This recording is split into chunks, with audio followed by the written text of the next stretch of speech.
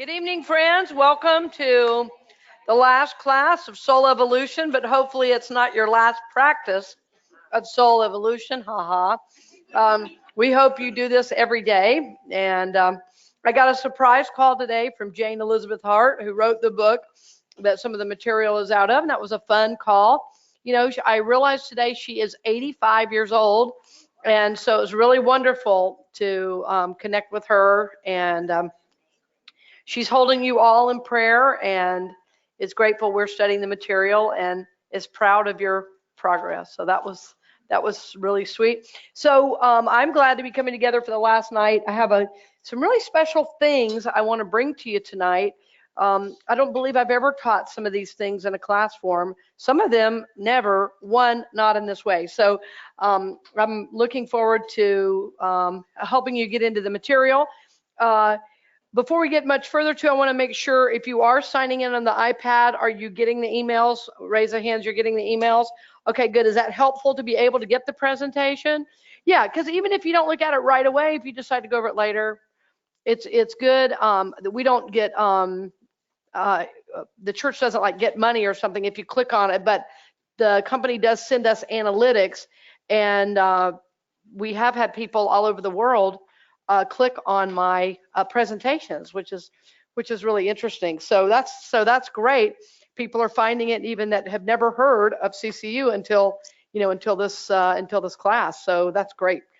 Well, so we welcome everybody online. Everybody wave. Everybody online. Whoa, what's up? Holla. Did somebody say holla?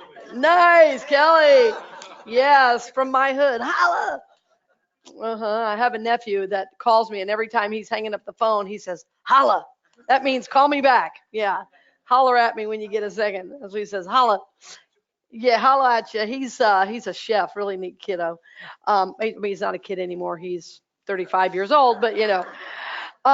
So Dave, you have any announcements real quick before we pray in? Yes, absolutely. Just as a reminder, if you have any questions or if you want to participate in the discussion, please be sure to raise your hand and Reverend Harold will bring the microphone for you. That is more for the folks online as well as for the YouTube archive. The YouTube archive will also have a link to the in the description for this presentation should you lose the email.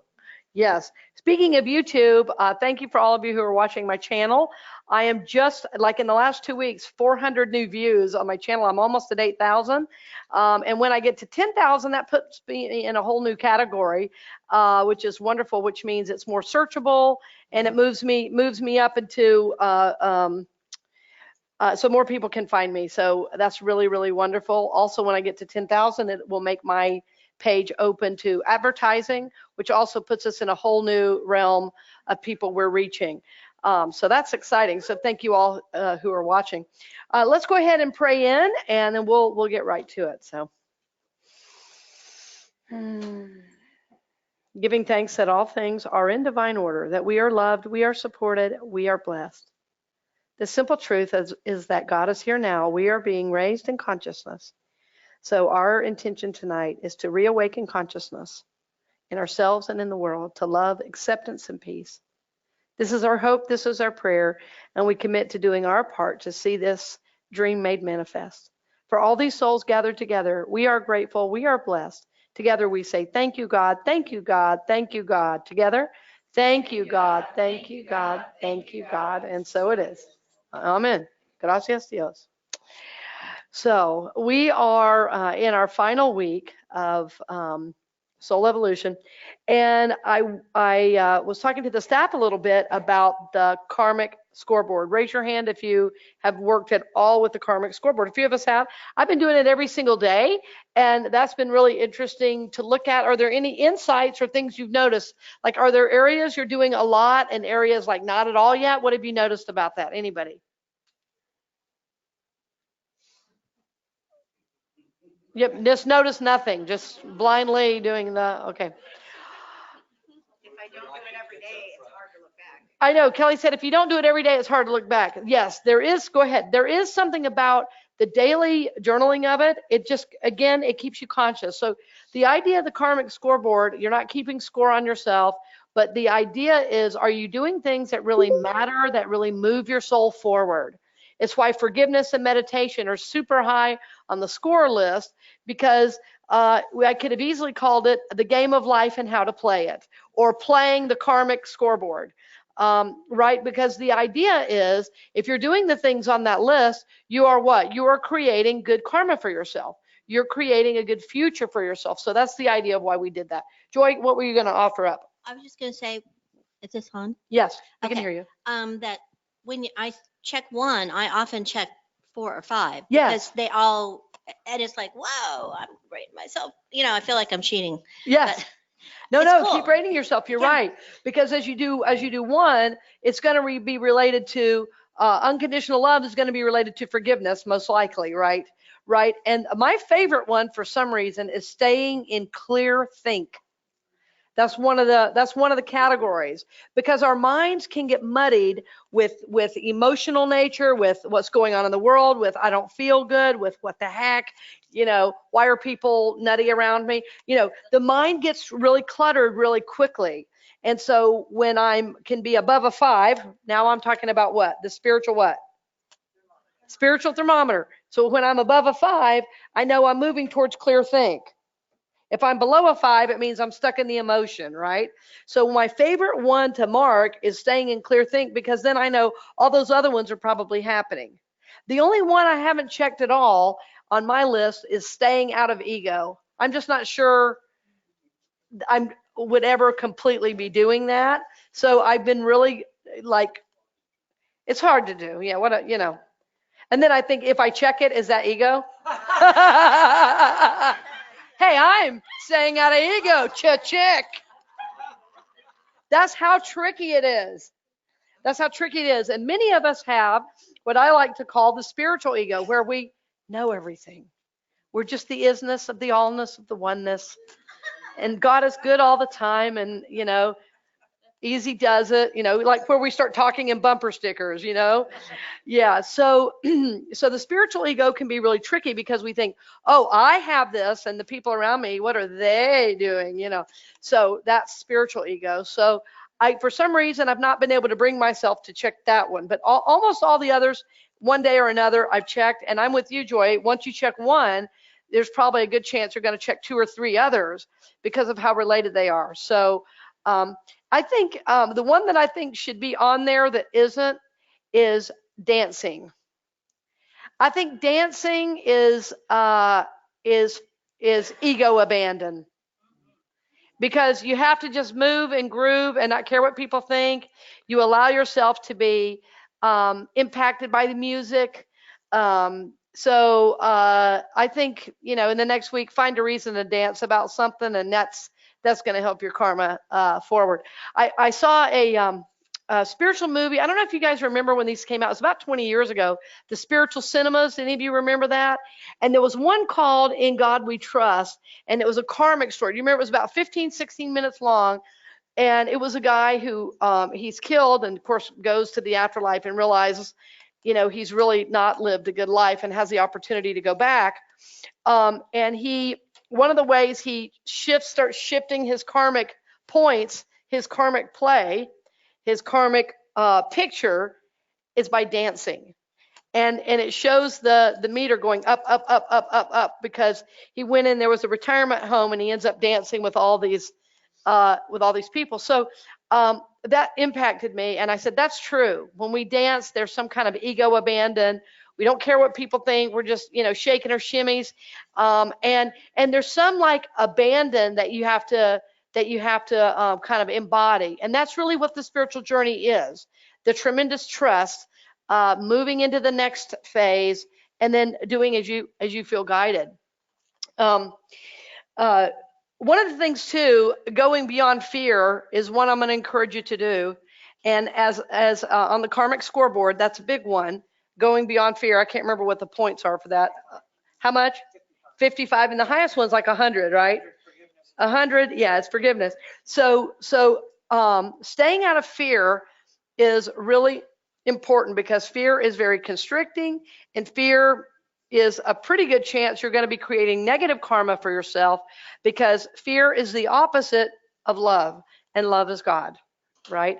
Love moves us forward. And I'm going to get to that in a second. So staying out of fear is a really good one. And it means that if you feel fear, rather than letting the feel control you, instead, you do what? You take what? Action.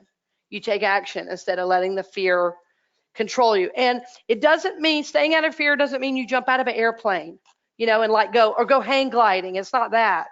Maybe you have a conversation you're scared to have. Maybe you go to the doctor even though you don't want to find out about that mole on your arm. You know how we do stuff like that, and we just rather be scared than know, which of course is dumb, and we need to go to the doctor to find out. But we all do that because it seems to be easier to just be afraid and not. Yeah, I've had people in congregations I've served die because they do that, because they don't get it checked out. Even when I say, I'd be happy to go with you, I really encourage you to get this checked. They'd rather be in fear and do nothing, right? So staying out of fear, it can be something really, really simple. It doesn't have to be grand, right? So look at the person next to you, say, move through the fear. Move through the fear. Move through the fear. So I mentioned Sunday I got a tattoo, and it was really funny because for years I used to always say I'd never get one and all this stuff. I used to kind of make fun of myself for not having one.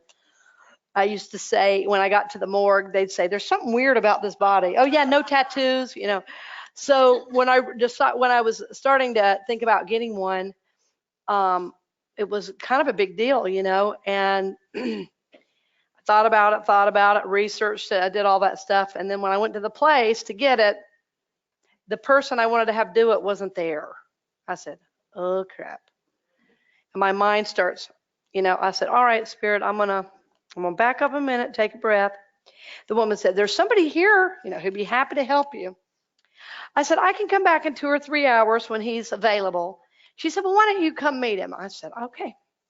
So I went over to his little stand there. And by the way, the tattoo I got, the word is gratitude, right? So that's it right there, gratitude. So she said, I want you to go meet this guy. So I get to the guy's stand, and the one word he has on his stand, what do you think it was? I said, you're my man. I'll see you in 2 hours. But I did it because I thought about it. See, I didn't realize that was my soul preparing me. I didn't even know why I was thinking about it.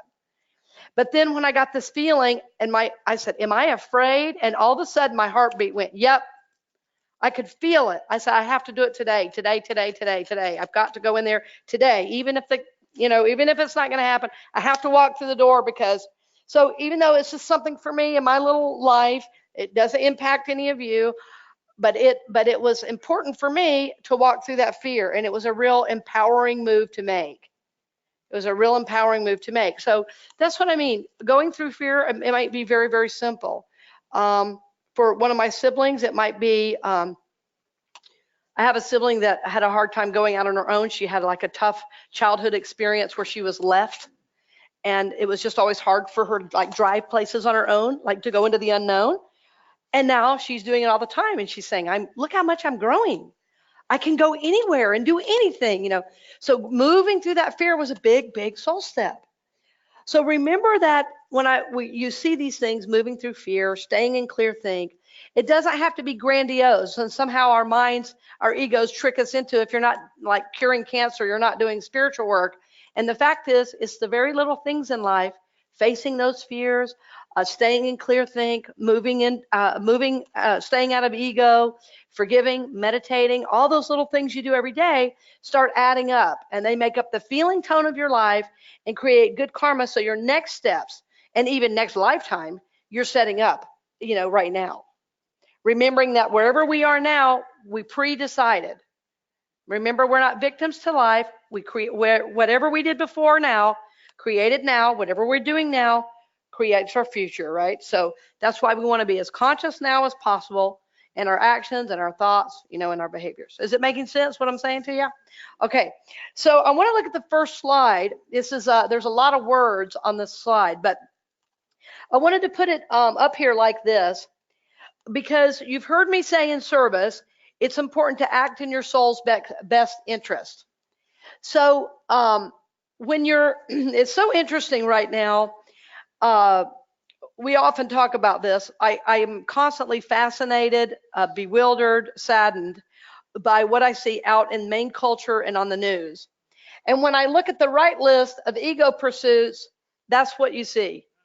Every one of those: hatred, bitterness, addiction, unforgiveness, selfishness, racism, sexism, violence, pridefulness. Everybody's trying to have the biggest voice. And I'm right and you're wrong. And, you know, I love the love trumps hate. And I'm going to say it loud. And if you don't like it, you're wrong. That's not love. That's not love. Right? You've heard that? Love, right? That's a slogan now. But if you're screaming that at somebody else, threatening to hit them over the head with a peace sign, that's not exactly peaceful. It's all based in the ego. And it's tricky because it looks like, because you're saying the word love, that somehow you're coming higher spiritually. But if the intention behind it is not spiritual.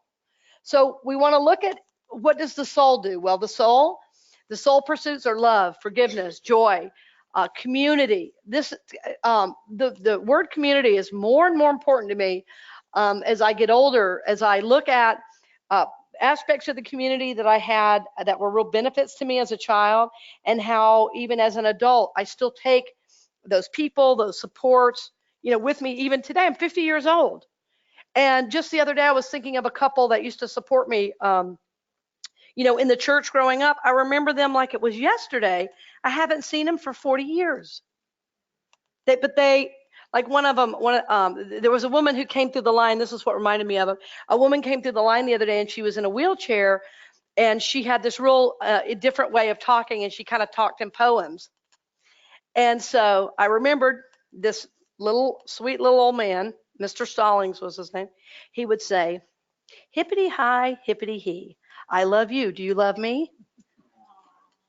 Hippity hi, hippity heck. I love you so much I could hug your neck." And then he'd lean down and give me a little, like, kind of grandpa hug, And so when that woman came through the line, what did I hear? I said it right out. And that was a wonderful connection. That was from my community. It wasn't from my family. It was from my greater community. And I think how we are in this room, being a community for our kids here, how you are for my son, for those of us who have kids here. It's so wonderful to know as he gets older, you'll be the ones he remembers.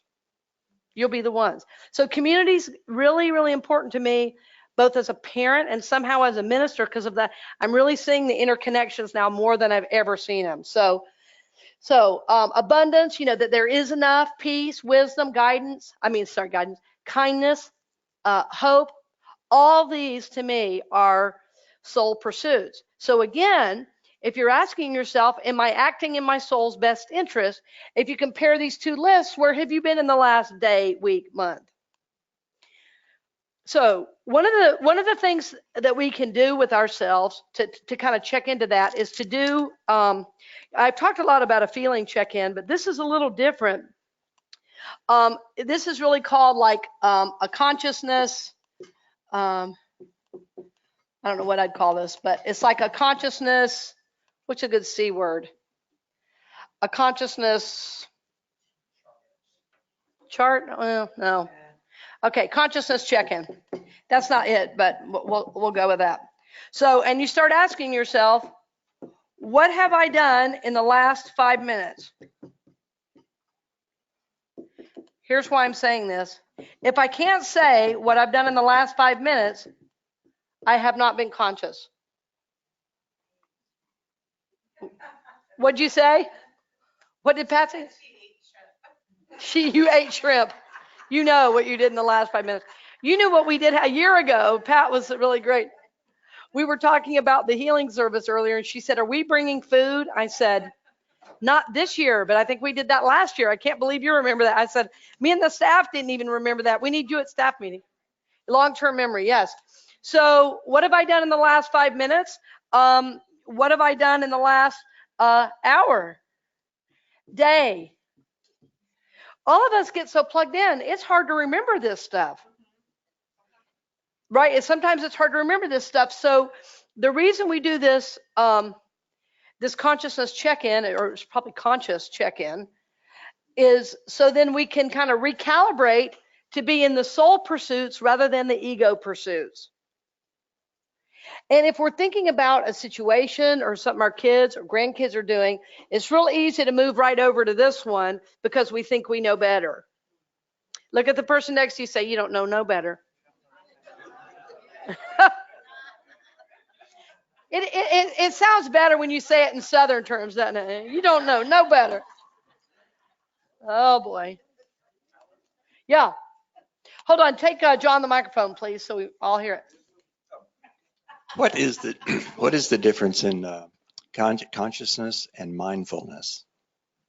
They seem like they overlap, maybe. Well, mindfulness is really about being present to a real specific action. Like when I'm eating, rather than eating quickly, I'm mindful. Consciousness is your thoughts, your feelings, your beliefs, and your ideas in total. So your consciousness is what makes up the way you think about things, right? So mindfulness is I'm present to the moment, I'm present to the action. So when you are mindful, you are bringing yourself into the conscious mind for sure. You know, so they're definitely related. You can't be mindful and not be conscious. Yeah. And so like a lot of times when you're doing mindfulness exercises, like maybe you, I've been in groups where like maybe you eat like a piece of fruit, like super slowly and chew it slowly, savor it. Yeah. That's being really mindful. Well, you can't do that and not also be conscious, but you can be conscious and not necessarily doing like a mindful action. Do you know what I mean? You can be aware, but not necessarily. But mindfulness and being conscious are very closely related. Yeah. Thank But you. consciousness, yes, is your whole, the way you think, feel, believe about things. So I've never seen this list, but I thought this was a helpful list for me. It also helps me, even though we try not to judge and take one another's inventory, if somebody's coming at me with one of these ego things, I can go, oh, I know what that is. And I don't take it personally because we all have one and we all do this. You know, I had a situation with the bank the other day. It was so funny. And I was like, okay, I really don't like this right now. So, but I'm going to turn this around because I see what this is. This is their ego stuff. And it sure looks like it's coming at me, but who knows? Who knows where they were early in the day? So I'm just going to shift that. Yeah, I'm just going to shift that. So it helps us not take on and carry other people's feelings, thoughts, beliefs about us.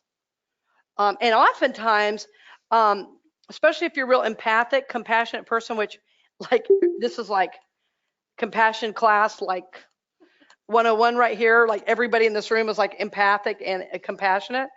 What I know about that is if you're that type person, sometimes people tend to unload this stuff because you're like a safe person and they feel that. And so you have to have ways to like learn to deal with that, to not take that on. You know what I mean? So seeing it for what it is really helps because you can say, you know what? Wow, they must really be struggling right now. A therapist years ago used to tell me, she goes, you can go, isn't that interesting what they're doing over there? Isn't that interesting? And it takes you out of that, you know, running to reaction mode. Yeah. Because you don't want to join it because as soon as you join it, well then, boy, you got more karma to work out. See how that works? If you can like go, whoop, I see that ego stuff coming. Have a nice day. Bless you on the journey, friend. Yeah, yeah. Years ago, I was driving in Kansas City. And at that time, I happened to have a rainbow flag on my car. I was a youngster then, you know. And I had a rainbow flag and a car of young boys went by and made certain inappropriate gestures. And for some reason, I was so shocked, number one. I'd never had anybody do that to me. And I looked at him and I went, and down the road, you know, I was like, God, that was kind of strange. So I started seeing those guys everywhere. And so because they like lived in the same neighborhood, so they'd go by me. They were like, hey, what's up? So it was so interesting because I didn't answer it with the same energy that was coming back. I got a really different response. So even though in the short term, it looks like I'm stronger if I respond with ego, the exact opposite is actually true. It looks like if I can just tell them what to do and put them where they belong and tell them to go, shove it where, the sun don't shine.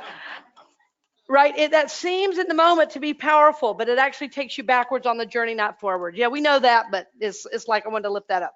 Okay, Sarah, and then we'll move on. But I want to make sure we stay on the slide in case it's related. Go ahead.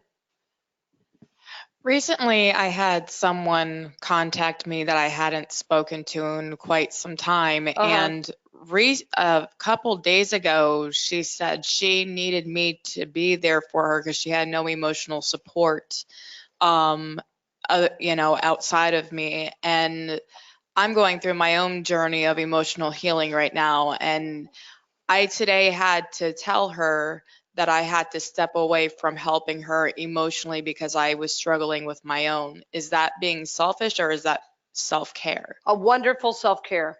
Okay. Wonderful self-care. And I think it's really important to really consider when we can be there for others. And the truth is you're doing her a favor. I'm assuming it's her. Yeah, doing her a favor because if you try to be there for somebody when you really can't, ultimately you won't be able to support them like they really deserve to. So that's a beautiful boundary and limit to set, I believe.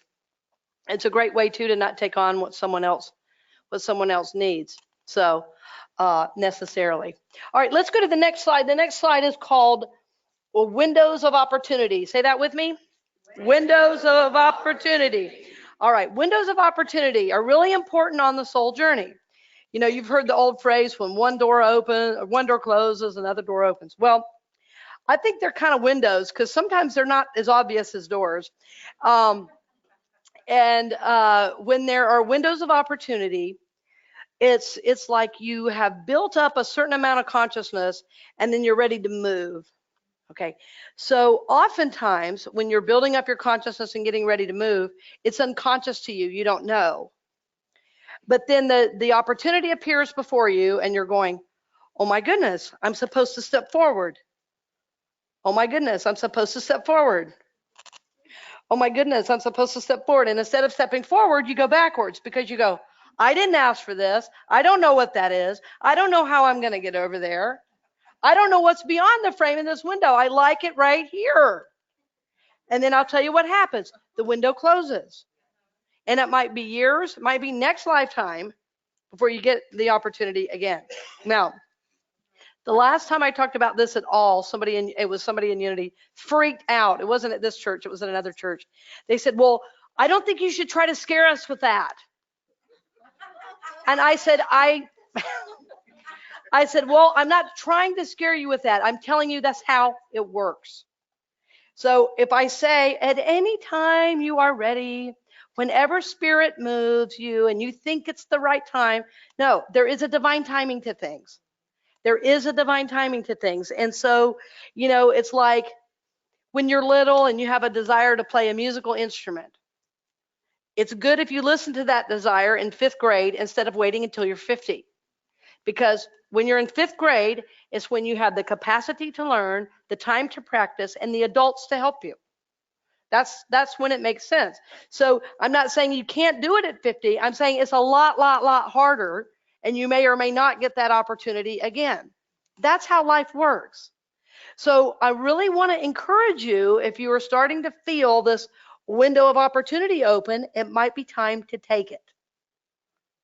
It might be time to take it. Kara has a question.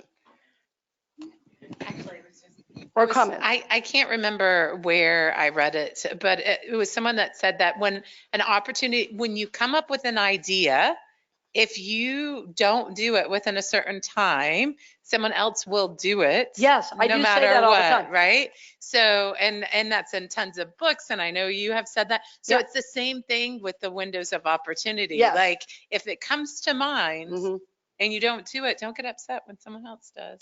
Well, yeah, that's what I was going to say. Yes, I'm so glad you said that, because the way divine ideas work, God will use whoever is available at the moment. So if you're not available, God will use someone else. It's that simple.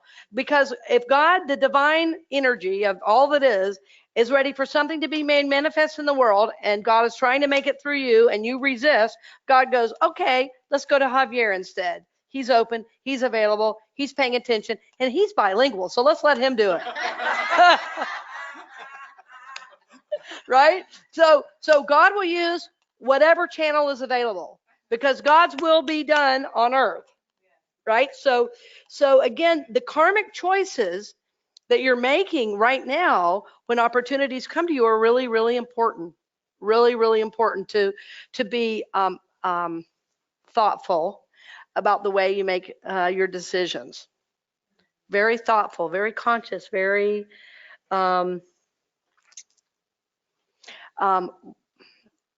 what I'm feeling right now to say is space around the decision. So windows of opportunity, as I'm saying, as they present, you need to take them. It doesn't mean it has to be a split-second decision, because chances are Spirit's been guiding you forward like for a while. Like a friend of mine had this job, and she was really, really, not enjoying the job. And she would often say, I really don't want to go to work today. Well, Spirit said, no problem. Job over. So here was a window of opportunity. She said, well, I wasn't expecting that. I said, well, tell me about, how you like your job. Oh, I hated it. Okay. Well, how did you, so we'd have this conversation. Oh, every day I would say, I just don't want to go in. And then I'd say, did you just say to me, you said every day you didn't want to go in? And she goes, oh my God, I said every day I didn't want to go in. I said, right. So here's your window of opportunity. Now, you called this up. You 100% called this up. So now, are you going to take it, or what are you going to do? Right? So it was a huge opportunity then for growth, because she didn't realize with her consciousness she was holding about the job, she helped create that situation. She wasn't a victim. She got the information and then had the opportunity to move or not. But in that case, something had to be done, because everybody's got bills, right? Right? So she had to make a choice. Does that make sense?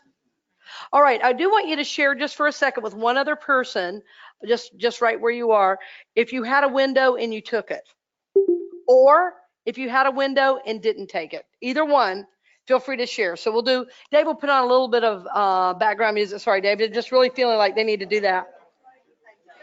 Okay, man, you guys needed to share, didn't you? You were busting to share. Well, Kelly and I independently decided dancing should be 500 on the karmic scoreboard.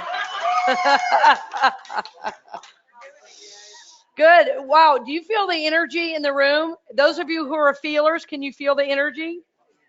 Yeah, it feels really good to talk about taking that window of opportunity. So what we're talking about is action. We're going to get to that, but I want to talk a little bit more about how we work with receiving guidance. So that's the next slide. Well, I think I call it getting guidance, but sometimes I don't know, my vocabulary is so Southern at times. Just get your guidance, honey.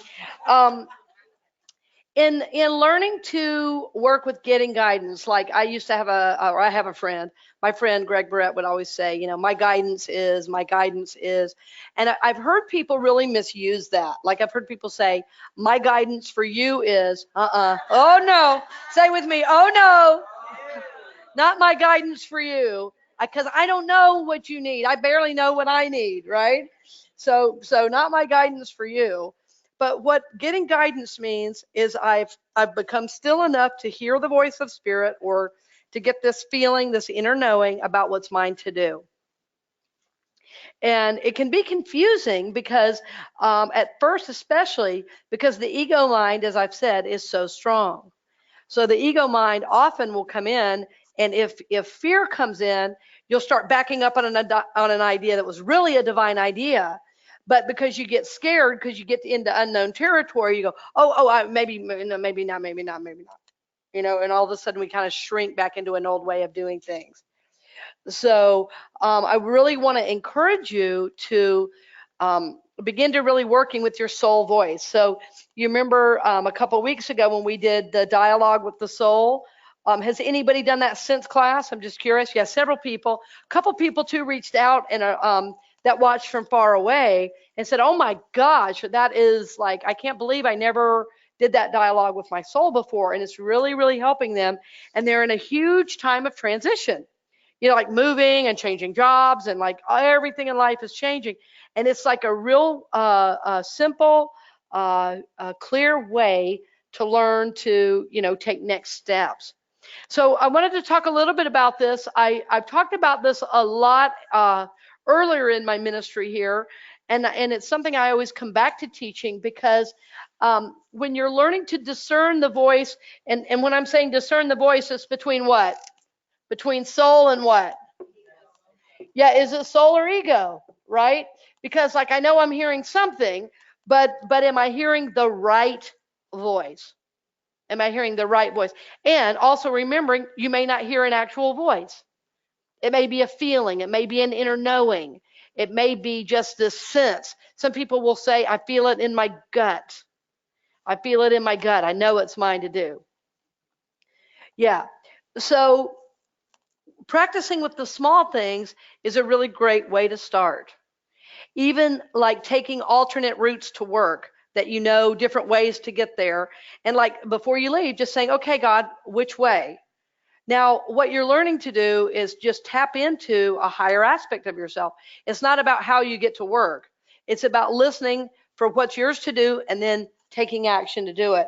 And then seeing the affirmation of that choice, right? So it's important to find little ways, to do that. For instance, if you think of a friend, if a friend comes to your mind, you say, I know I'm supposed to call him right now, but then you don't. So taking action is a really important part. So when you receive the guidance, you call the friend. How many times have you done that? And the friend says, I was just thinking about you. Raise your hand if that's ever happened. All of us, right? I was just thinking about you. And so that's one of the small ways you can begin to really honor that voice. Because again, if you don't honor the voice, it becomes really hard to hear. And it's almost non-existent. Joy has a comment or question? Yep. Sometimes I'll be talking to somebody and I just keep getting a thought that I'm supposed to share with them. Yes. And sometimes it just seems totally inappropriate and out of the blue. Mm-hmm. But if it keeps repeating, like in the conversation 2 or 3 times, I just go, I think I'm supposed to share this with you. I'm not really sure where it's coming from. Well, I know it's coming from source, most likely. Yes. And it's crazy often, but here's the thought, and I share it. And a lot of times they'll just go, I needed to hear that. That is exactly what I've been struggling with, or something like that. Yes. But it's like it doesn't have anything to do with the conversation. Right. Exactly. Well, years ago, Jane Hart told me a story where she was really guided. She was like sitting at home doing nothing on a Sunday and was really guided to go to the laundromat. And she says to God, I don't need to go to the laundromat. We have a washer dryer. And it was like, I was guided to get up and go to the laundromat. She met somebody that became one of her students for over 20 years. So she's highly intuitive. She's followed her intuition for years. Like I said, she's in her mid 80s. But it's years of listening to that inner voice.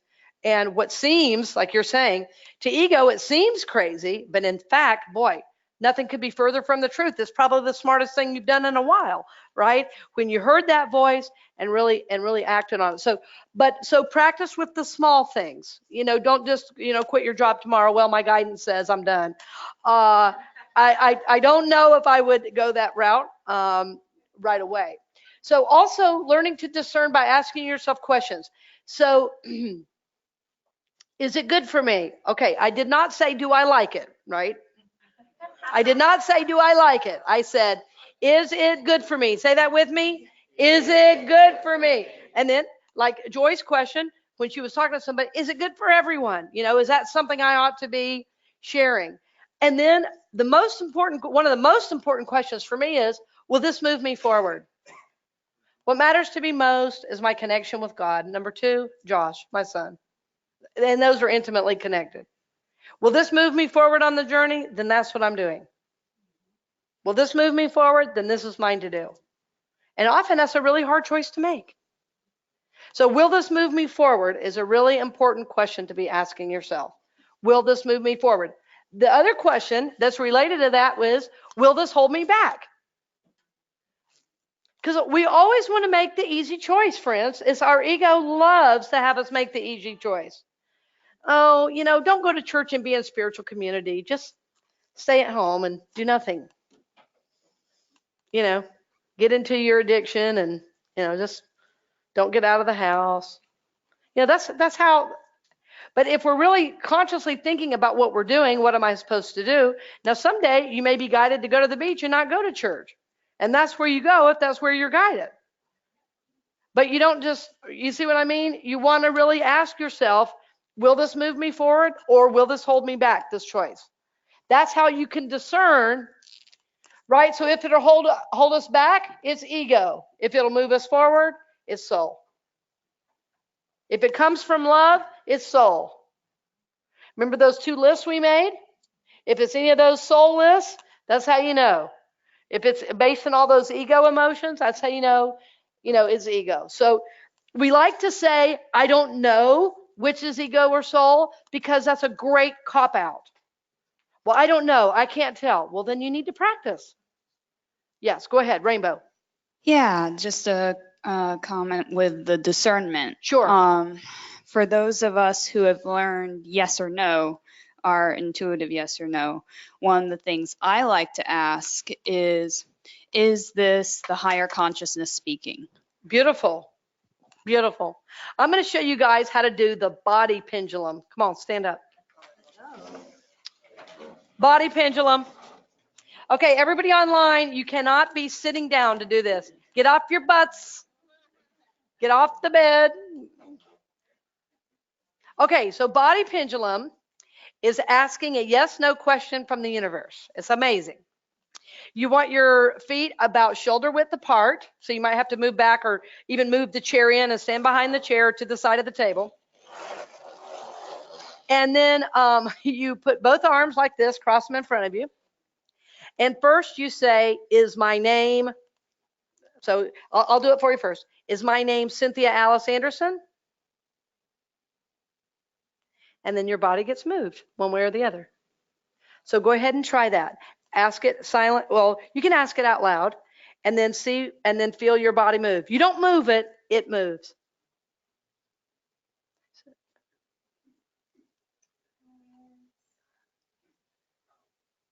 Did you feel it?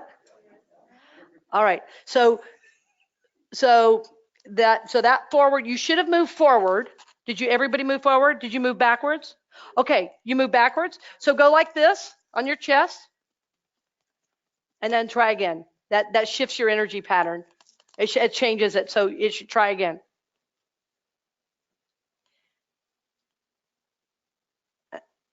There you go. It switched you, right? Switched you? Okay, good. Those are, I forget what those are called.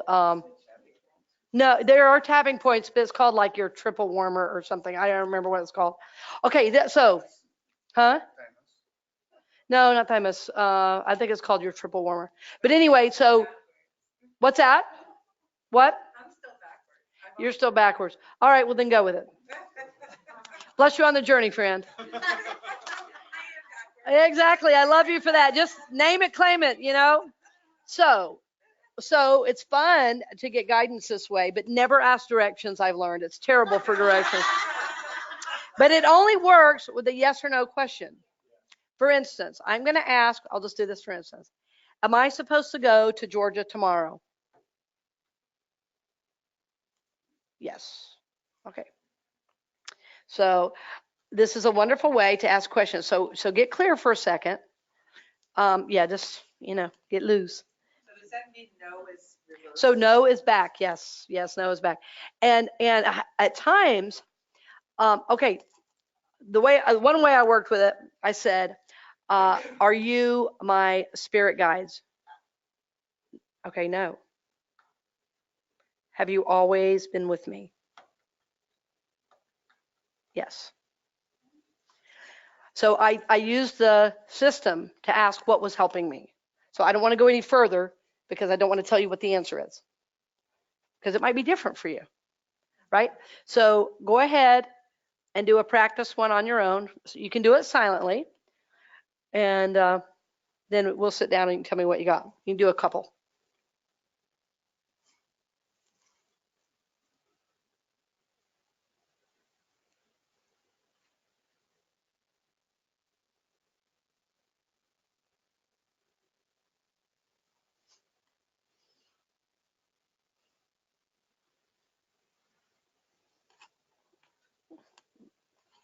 Okay, when you're complete, go ahead and have a seat.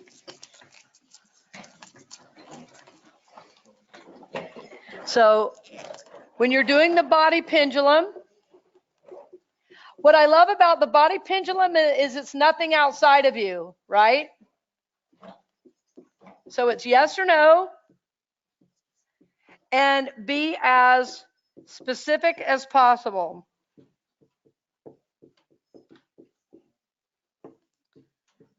Raise your hand if you'd never done the body pendulum. Okay, a lot of people. Okay. Body pendulum. So it should always be a yes or no question. It should always be as specific as possible. This is not to play the lottery with. This is to do spiritual things. This is to do spiritual things. I've had people say, I think I'm going to win the sweepstakes things because my body pendulum told me so. I said, wonderful. Don't forget to tithe. Of course, you know, it didn't come to fruition because it's not to be used for that. This is soul stuff, right? You don't take a soul thing and turn it into a way to win money in the lottery or the sweepstakes.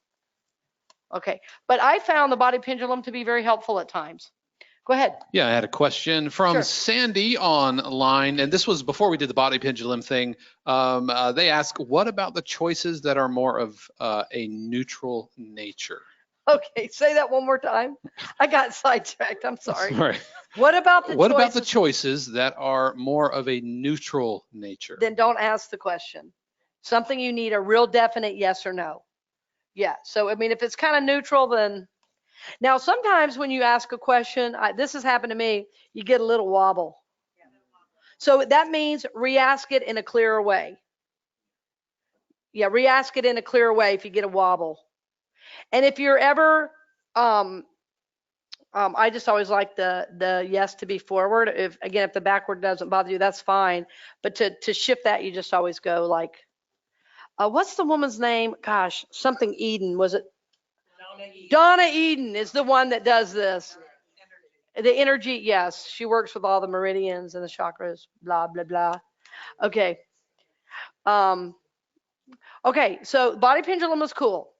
I've never used outside pendulums. I've always like wanted to be super cool, spiritual like that, but it just doesn't feel like anything I want to do. Every time I like go to buy one, Spirit goes, no. So I just don't know. But like my son loves it. People I love it.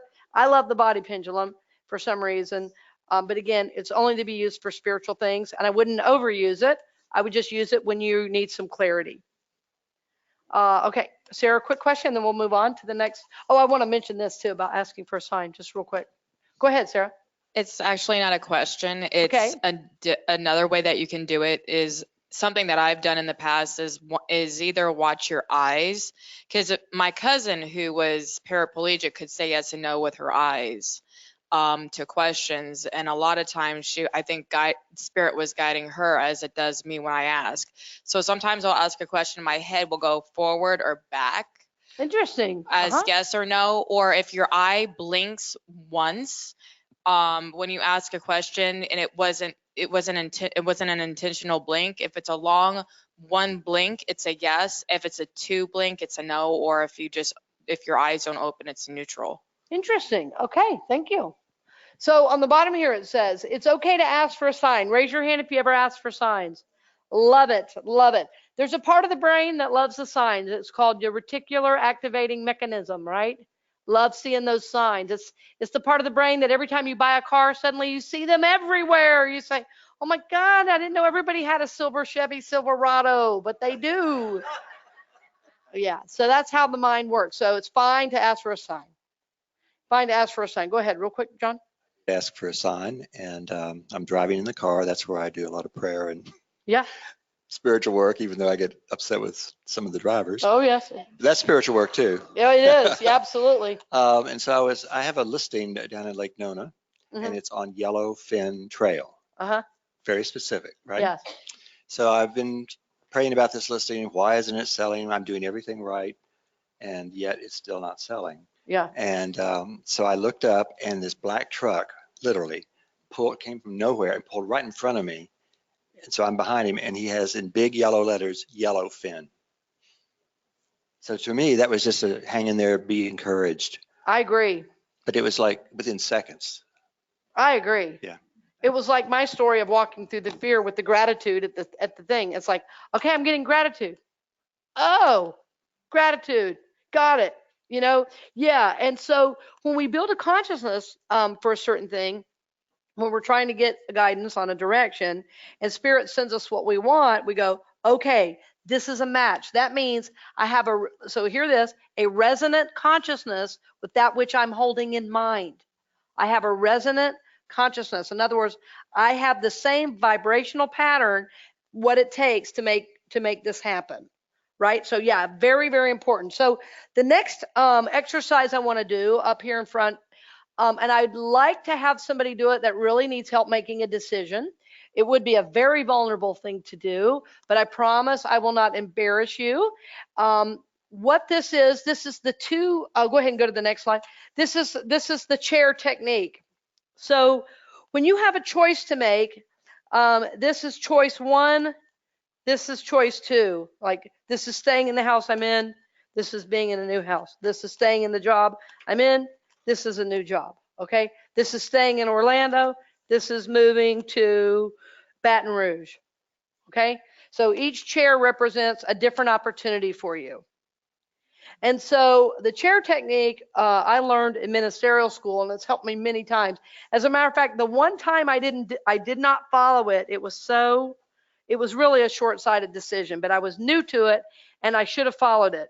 And I'll tell you what it was. I was living in Kansas City, and I was doing this with my favorite teacher, Robert Brummett, and he knew that my guidance really was to take this job. I was offered a job at Unity North, Kansas City. And I knew the minister up there, his name was Richard Mirage. And even though I was really guided to do it, I talked all around town, you know, I got information from everybody else. And by the time I muddied the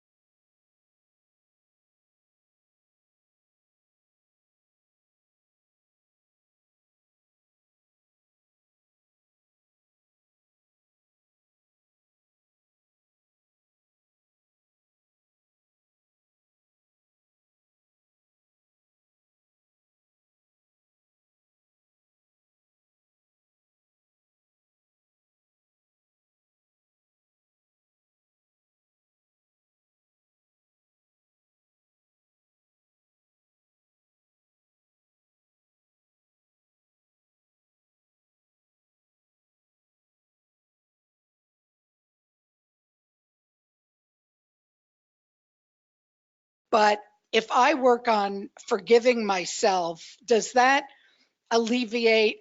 And I know it's not an equal scoreboard kind of thing, Right. but I immediately know, oh shoot, I should have trusted that intuition and done Yeah. some gesture. And then I beat on myself for a little while. And then after a while, I'll say, well, I should forgive myself and try better next time.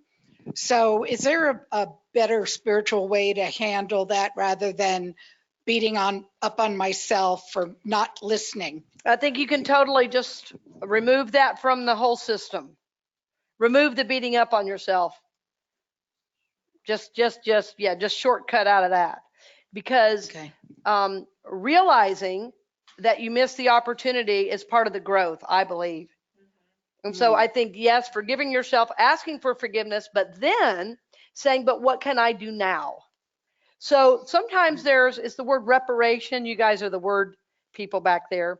Seems like reparation might be in order. So, so true forgiveness, if I'm really asking for forgiveness, it means something's being done differently, right? So I'm giving this energy for something else. That's what the word is, forgive.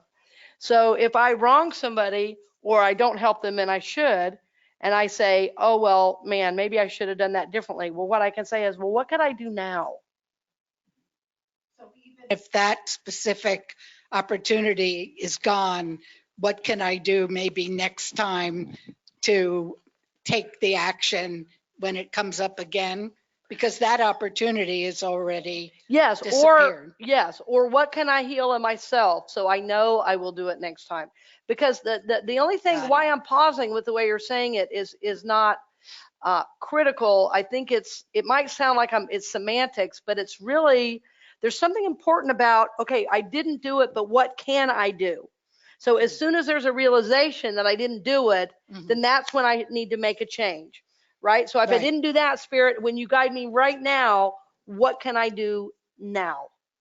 I think that's not wait for another opportunity. I see. What can I do immediately? Because if I can't help that person, maybe I can help somebody else. Got it. In some similar way. Yeah. Good. Thank you very much. Yeah, I think reparation is really important because as we go back and it's kind of like a redo with the universe, like God, all right, man, I missed this one. I had that with a member one time. I really missed something. It was somebody in their family died, and they told me as they were leaving. And Sundays are really busy, and I didn't do anything. I totally forgot. I had all these people needing my attention, and I can't tell you how bad I felt. I felt so ashamed that I had just forgotten it. And so they called and they were like, well, we're going to go for the memorial. And I was like, oh, and so I said, what can I do? They said, you know what? We're good. Thank you. We understand.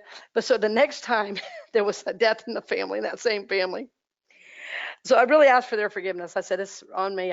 I'm sorry. It's such an important thing. And I really owned it, The next time I said, what can I do? She said, can you write, what was it called? It's like a declaration. It's real common in in African American church. You write a declaration. So I had to find out all this information and write this big long thing, and they read it at the memorial. And I was like, yes, okay, I finally got to redo that with that family because there's somebody I love and really admire. So even though then all I could say was I'm sorry, the next time it came around, I did have a chance to do it right. And I tried to do something then, but it was too late. But so after that, I said to Dorothy, I went to her office, I said, okay, if someone comes to me about a death on a Sunday, what I'm going to do is I'm going to stop everything and I'm going to walk them to you so you can get all the information, get the flowers, or now I have assistants, to do that too, and we're going to make sure I never do that again. But, mistakes happen. We're all human. But we try to clean it up then, and what else can I do? Okay, well, so I have to have a new system. I can't forget that. No matter what else I think is important, I can't forget that, right? So we have to make a change. So I think if the intention is there, intention takes you a long way. on the spiritual journey to healing for sure. But I think making a change so that you don't keep doing it is the key, because then you're not serious and you are creating kind of this karmic pattern for yourself. And it's a self-abuse pattern, which Lord knows we don't need more of that. We all do that to ourselves enough anyway, right? Right. You're Jewish. It's in your DNA, right? Exactly. Right.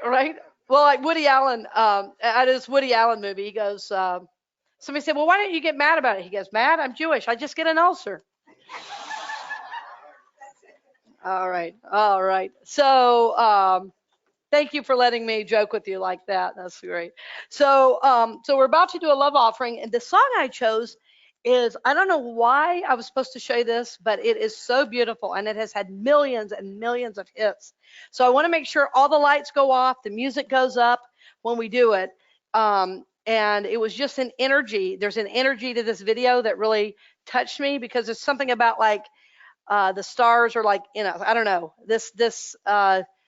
I was guided to this video for the class for love offering, and I love it, and I hope you will too. But let's bless our offering first real quickly. Our offering statement is, I give for good karma. Together, I give for good karma, and so it is.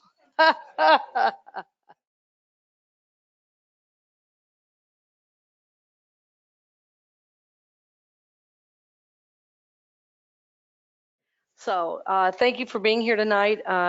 Next class is next Wednesday. Every Wednesday we got something happening.